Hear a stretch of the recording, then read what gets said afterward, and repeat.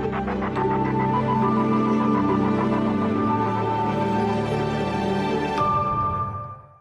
hello, everybody. My name is Brian Kilcourse. I'm one of the managing partners at RSR Research, and my partner Steve Rowan and I are going to share with you some results that we got from a new benchmark on the state of the store.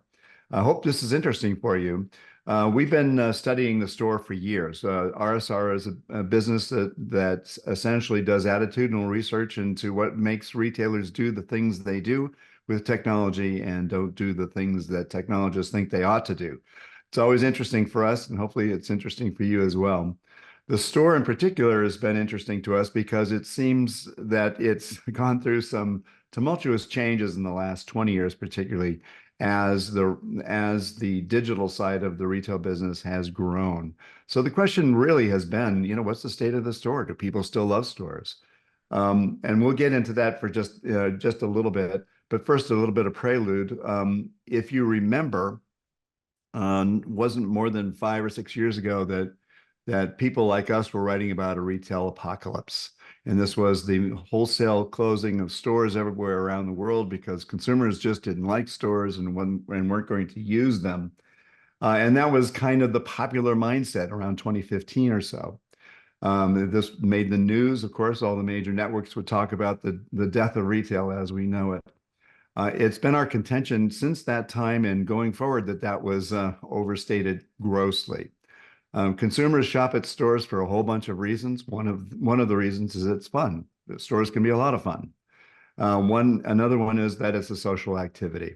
So people go together to explore brands, explore solutions to their lifestyle needs, and all those kinds of things. And there's a lot of that kind of content in there. But fundamentally, it's about fulfilling some need in their lives.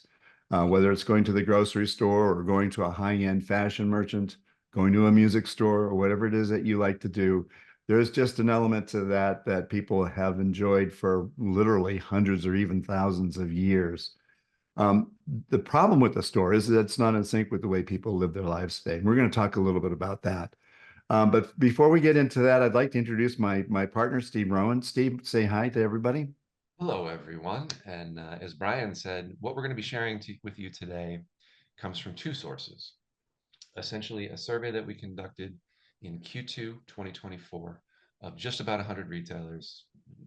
Makes no difference, 5 or 10 the other way. It might have been 95, it might have been 105.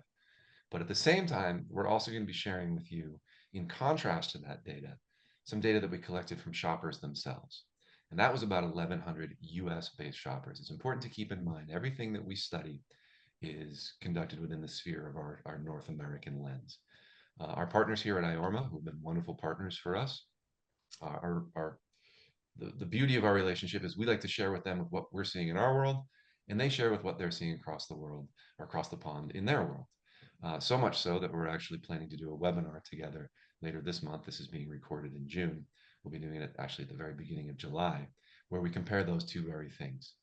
The retail world in the US versus the retail world in the UK and Western Europe. And as Brian mentioned, stores are in dire need of a refresh. The reason we titled this report the way we do, Why the Retail Store Won't Survive as a Tech-Free Zone, is just as consumers ourselves and as analysts who are, quite frankly, it's part of our business model to pay attention to the world around us when we do have to go out and shop or when we do look forward to going out and shopping, is that stores are one of the last places you encounter technology as a consumer. You tend to, and if we put this in the report itself, most consumers tend to engage with more technology at their doctor's office than they do at their local grocer these days. And that just won't do.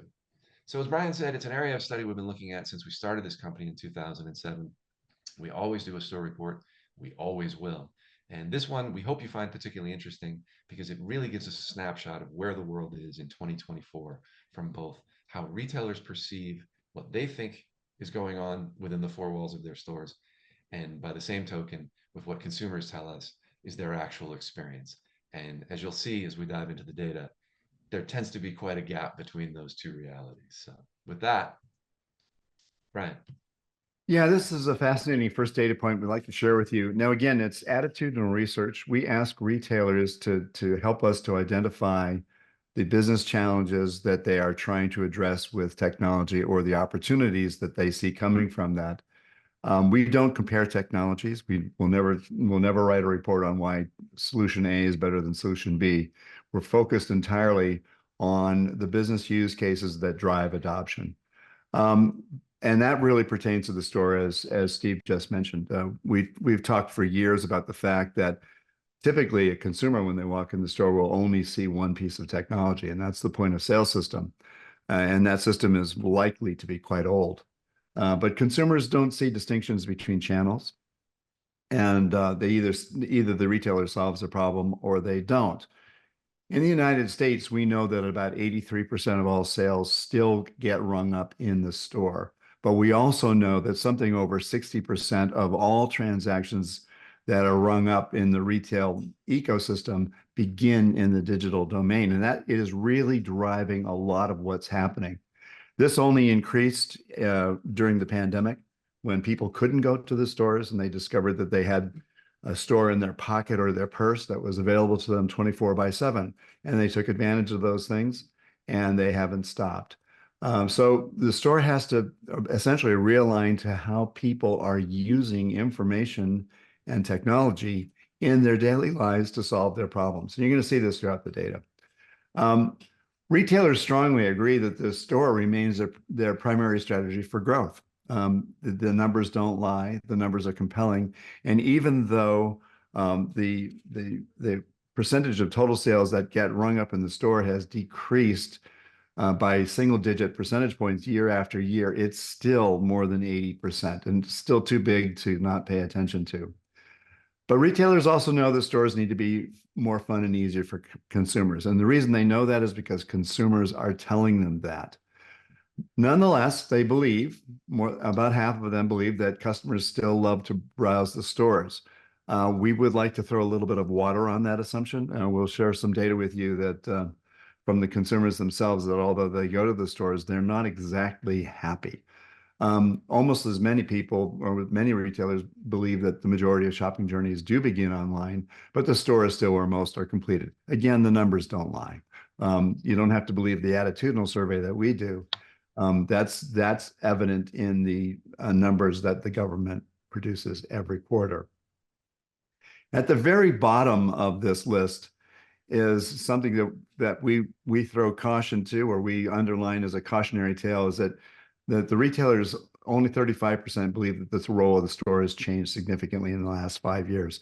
That is wrong. That is out of sync with what's really going on. The role of the store has changed tremendously in the last several years and is being driven entirely by what consumers are using the store for. So let's take a look at what consumers say. This was about 1,100 shoppers, and we did this in the end of 2023. So we like to do this from time to time to double check what retailers are thinking and what their attitudes are. And as we've said many times already, the agenda is being driven entirely by what consumers are expecting. So retailers say, or excuse me, consumers say that the how they shop in stores has changed significantly in the last 3 years. Remember, in the prior slide, retailers gave that short shrift, but now consumers are saying, yeah, this is a really big deal. They also, when they tell us that when they shop in the store, they want to get in and out as soon as possible. This kind of belies the notion that consumers still love to shop in the stores. They do, but they're much more purposeful. They very likely have made their purchase decisions outside of the store and they're just completing them in the store.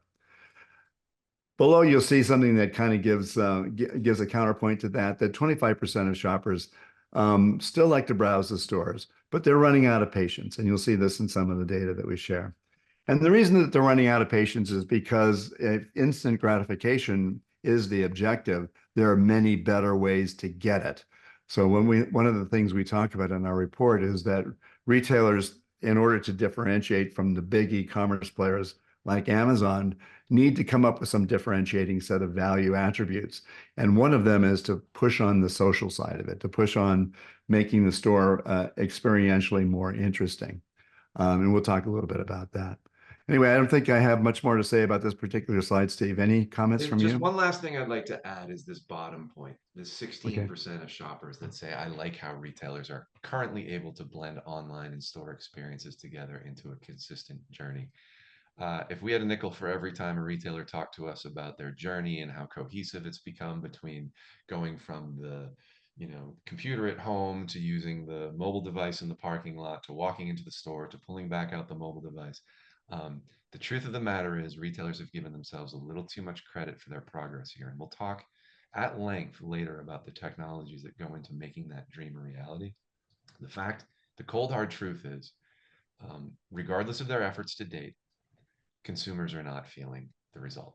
They do not feel that the online and store experiences have blended in a way to make for a consistent journey for them. It was the lowest rated thing that we put in front of them as a possible option. So it's just something to keep in mind, is this reality check of where retailers say they are. And in a lot of cases, the amount of money and time that they've invested in trying to make some of these things come true versus where consumers say they can actually feel a perceptible difference in that area. Let's go back to that for just a second, Steve. You brought up a good point here. It's from my own life. This is, of course, the omni-channel data point that we talk about. And I've said in the very beginning that consumers don't see channels as we retailers define them. So they don't make a distinction between what happens in the digital domain and what happens in the physical. Here's a story from my own life. Our local grocer is pretty good at keeping track of what it is that we buy. So they do shopping cart analysis, and they know that I like a particular brand of coffee.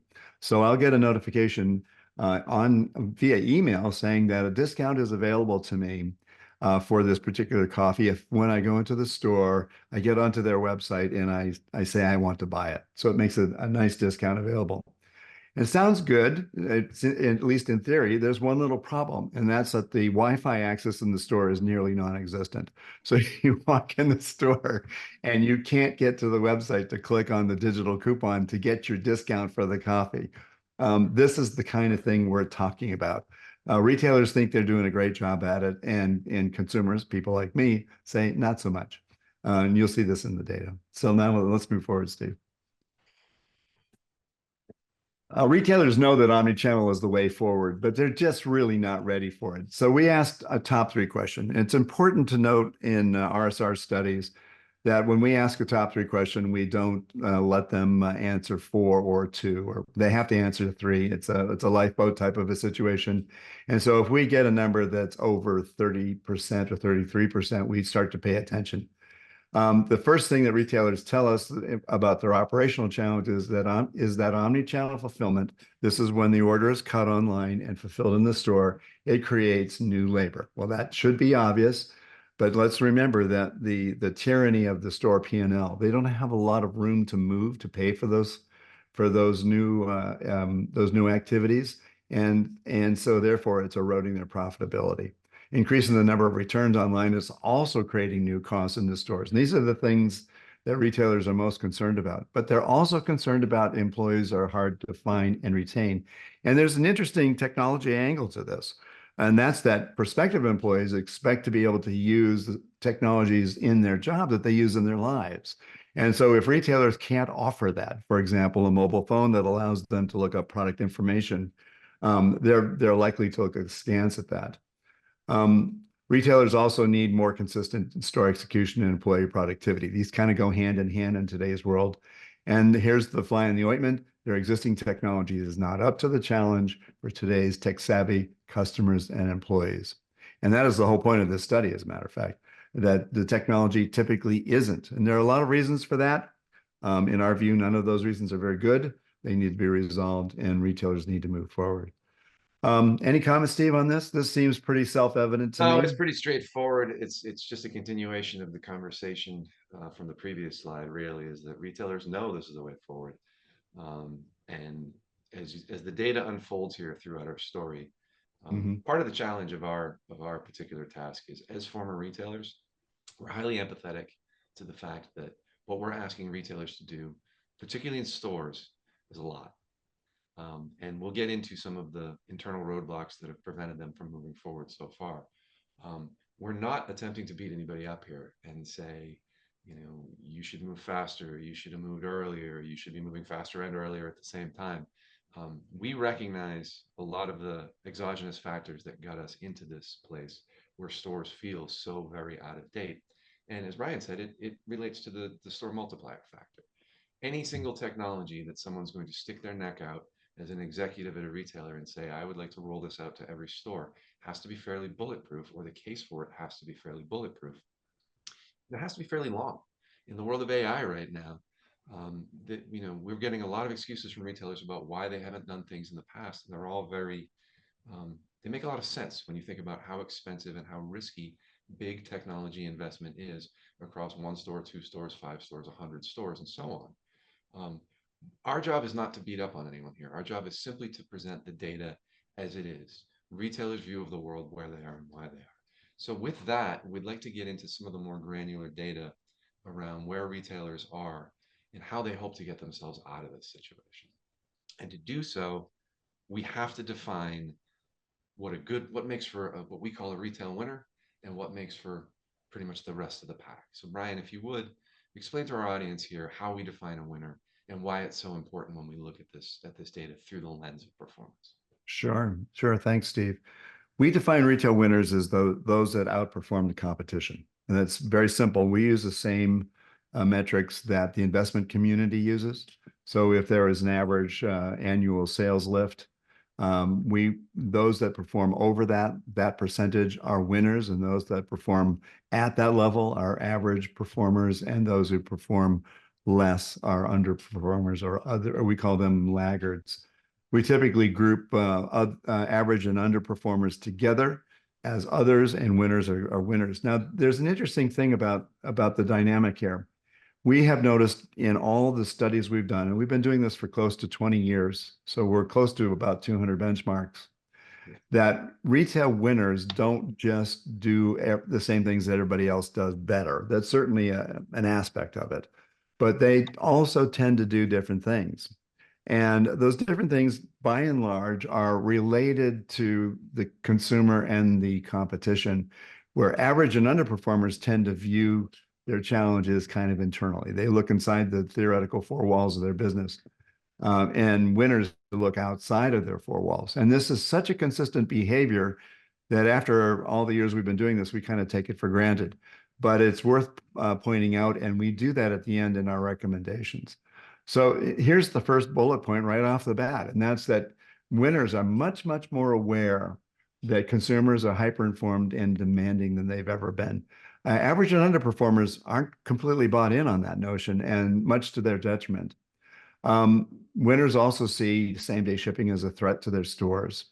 On the other hand, if you look down about halfway, you can see that average and underperformers are worried that consumers are increasingly price sensitive. That's not all that revealing. As a matter of fact, almost every study that we've ever done since 2007, when we formed the company, points out that consumers are remarkably price sensitive. And they have this little device in their pockets that tells them what a competitive price should be. So retail winners accept this. Retail average performers and underperformers still complain about it a lot. There's a level of disagreement between what winners say and others say as it relates to the same kind of shopping experience in the stores that they get in the digital world. Retail winners aren't as concerned about that, and we believe that the reason they're not as concerned about it is because they've addressed it, or they are addressing it. Average and underperformers have not quite addressed this to the satisfaction of consumers, and so that's still a really big challenge for them. You can see these differences of opinion are awfully important. The point that I'd like to make here is back to that first line, and that's that retail winners, they maintain a relentless focus on the consumer. They know that the consumer is driving their investment strategies in the stores because the consumers want the store experience to be a reflection of the way they live their lives. So it's interesting stuff. Well, when we asked consumers this, we got a very, very different set of answers. We asked consumers two questions. When you think about your favorite retailer, the one that you like to go to more than any other, we asked them what's important and whether they do it very well. And the data is revealing. The first is the shopping experience is consistent with the brand promise. Consumers say yes, that's very important. 53% of those 1,100 consumers. Only 39% of those same consumers say that their favorite retailer does that well. The second one To is they say make nothing of their least favorite retailers, the ones that they're forced to go to because they're the That's one that's right. available to. Yeah, that's right. Yeah, we're just talking about your favorite, the one you like to go to all the time. Second one is they make offers to me based on what I actually buy, what they want me to buy. This kind of gets back to my little anecdote about my grocer. The grocer knows that what brand of coffee I like to buy and offers me coupons based on my consumption of that coffee. They just need to make it more available in the store. So yes, it's very important. Do they do it well? Sometimes they do it well. A third of consumers say they do it well. There's a lot of level of agreement as it relates to loyalty programs, and we'll talk a little bit about that later. It's important, and most consumers say in this study, or 40% of them say that retailers do it well. They are able to notify me about products and services I'm interested in. They know enough about me to make offers specific to just me. So these are lesser of an importance than the top line, and it's all about consistency to make sure that the shopping experience is consistent with the brand promise. And by the way, I'll also add consistent no matter how the consumer first interacts with that retailer, whether it's in the digital or the physical space. Um, when we look at back to retailers and what they think about it, we say, okay, based on all of this, what's your opportunity? What's the best opportunity? And again, it's a top three question. So if it's over 33%, this is pretty interesting stuff. And you can see that the first three just jump right out at you. The first one is to enable enterprise-wide visibility into inventory that is available for sale. That seems self-evident, but it turns out that inventory visibility and accuracy remain two of the top challenges that retailers are dealing with in their businesses. And there's a lot of reasons for that. Some of them are technology oriented and some are business practice oriented, but it's still a huge issue for retailers. When retailers don't know exactly what's available to sell, they're likely to make a mistake in committing to the consumer to sell it, and that's a fatal mistake. The second point that they see is to be able to generate more incentives for buy online, pick up in store shoppers in order to navigate the stores while they're there. This is all about getting the customers in the store and keeping them there because retailers know that the longer a customer is in a store, the more likely they are to increase their basket size. The third is to enable a 360-degree visibility into customer interactions across the channels. And this is getting to where retail is going.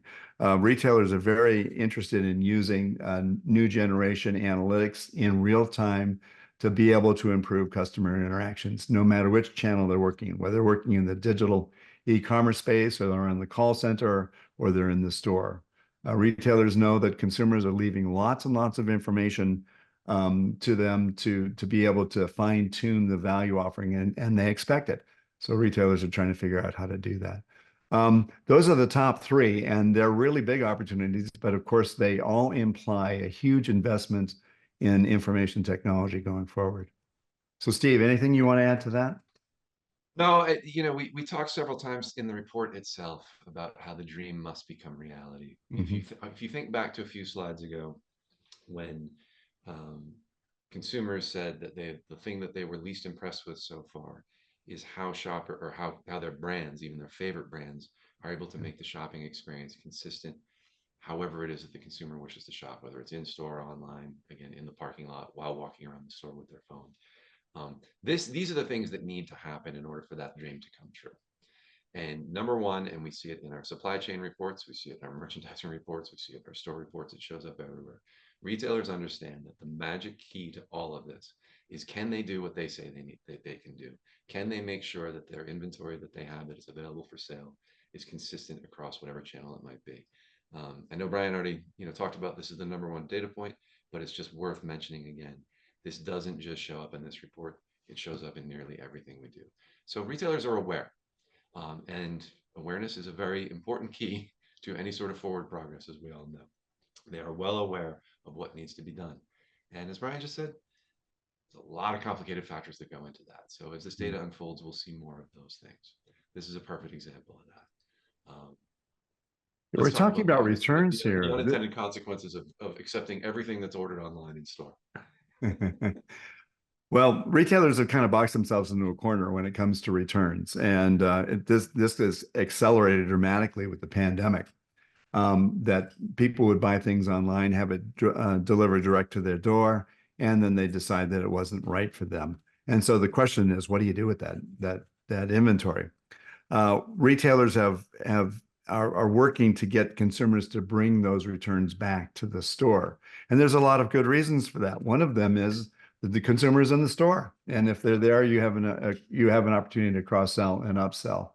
Now, that's not necessarily what consumers are actually interested in, as I think we'll see that data point in a minute. But retailers say that the value of accepting online returns in the store is to be able to do a cross-sell or an upsell. It is also an opportunity to collect data about what is being returned by whom and where. This is not just good as it relates to loyalty and customer relationship management, but it also tells you something about the product. If, for example, a greater percentage than normal of a certain product is being returned, that creates a feedback loop back to the manufacturer. Um, Returns also, if they're handled well, they also create an opportunity to build some loyalty. And of course, a more seamless customer experience. So retailers know that returns are real. They have to deal with them. And the best way to deal with them, in their view, is to get the consumer to walk it back to the store so they have another opportunity for interaction with them. And they're working hard to do just those things. But it's important to also point out that this is a net new activity for stores. When you think about the store P&L and the labor ratio in particular, it's built around the notion that the customer is basically serving herself in the store.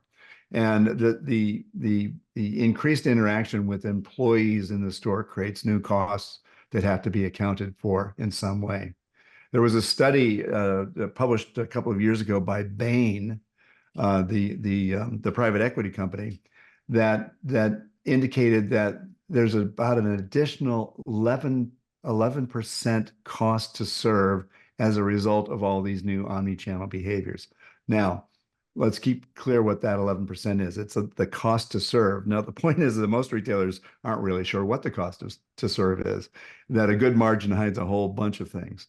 But the fact that it's increased, it has to be reflected somehow in the P&L, and retailers need to recoup those costs somehow. One of the ways they can do it is they can improve the processes themselves. And again, it goes back to an investment in technology. I think that's it as it relates to returns, Steve. Let's look at the next slide. Yeah, this is this is where that data about Yeah. that retailers have saying, well, I don't really mind if someone orders 5 things from me online, keeps one and returns 4, because I know that when they come to return those 4, they're going to end up buying a bunch more stuff in my store. Uh, And isn't what shoppers consumers shop say, is anywhere. it? No. Yeah. Remember that was the top data point in the prior slide Yeah, that right. retailers say it's an opportunity to cross-sell and upsell. And then almost half of the consumers that we ask say they just want to get in and get out. They don't want their Right. time to be wasted. And so retailers are perhaps engaging in false hope here. Consumers have a very different attitude. Yeah, and in our neck of the woods here in North America, we've seen quite a bit of experimentation with certain name brand retailers who've decided to go into cahoots with Amazon and say, well, we will allow you to use our store as a return depot for anything that a consumer buys from Amazon. They can simply come back to our store and return it. And it does not take a data scientist to examine those stores and see what happens. Usually there is a very long line somewhere, usually in the back of the store by design, where people are returning things from in large Amazon boxes and then simply turning around and walking right out the store without purchasing any new items at that retailer. So, You know, uh, I had that observation, Steve. There's a very large office supply company has a store in my town, and yeah, um, they decided to take Amazon returns at their store, thinking that they'd get more traffic into the store. The fatal mistake they made is that they put the returns desk right beside the door, the front door of the store, and that's that's even I worse. I just stood there and watched for about 20 minutes, watch people loop Yeah. in, they walk in the door, they turn right to the returns desk, they return the product, and they turn right around and walk out. I was there staring at this phenomenon so long that the store manager came up and asked me if I needed some help. Just polite way of saying you're not going to buy anything either, are you? Yeah, yeah. Either buy something or leave. Yeah. Yeah. Anyway, Yeah, but this data is so compelling because it exposes that break between wishful thinking and reality.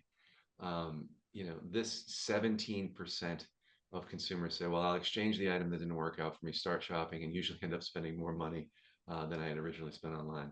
That's abysmal, right? Most people yeah, either just turn around and walk out or just find something very similar to replace the item that didn't work out for them. But rare is the moment when someone is just, oh, I'm in a store. What do they have here? I didn't know they had all these other things, and then they just go willy-nilly on a shopping spree. It right. doesn't Yeah, happen. So this is part of the intrinsic value of comparing with what retailers think happens with what consumers say they actually do, and it's why we like doing this research so much because it exposes a lot of these gaps.